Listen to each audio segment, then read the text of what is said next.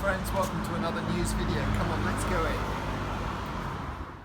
So, here we are, welcome back in the church. The church has been open, as you know, for a week now, for private prayer, and we'll talk about that in a moment, but we just came in through the door.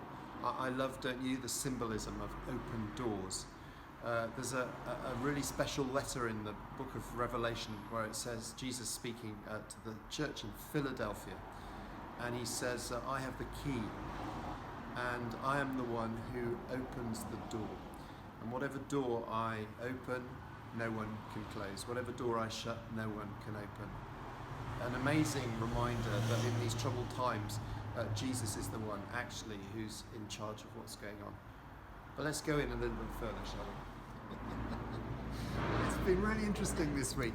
So the church has been open for private prayer. We've set it up with spaced out chairs, with music playing, and volunteers welcoming people in. And some people have come in just like you then, not quite sure how far to come in, but we've had like about 10 people each day coming in, most of them completely unknown to us from outside, from the parish. But much more important than that is the symbol of those doors being open and then people being able to come in and pray.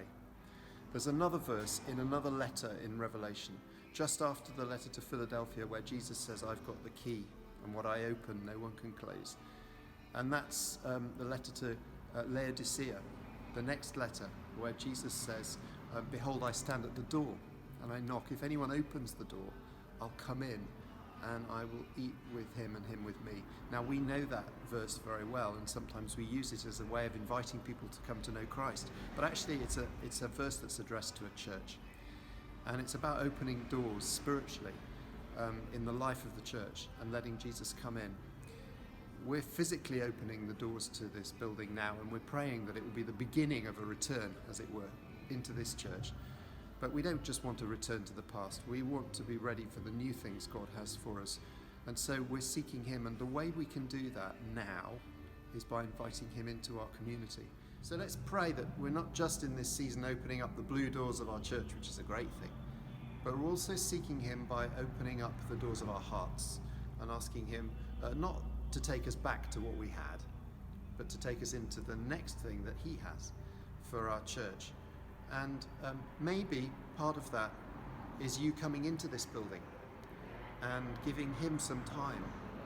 Maybe next week you want to come in if you are living close by and just give some time to Christ and invite him in.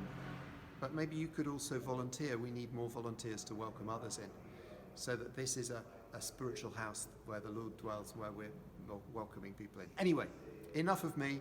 Have a great day and be blessed.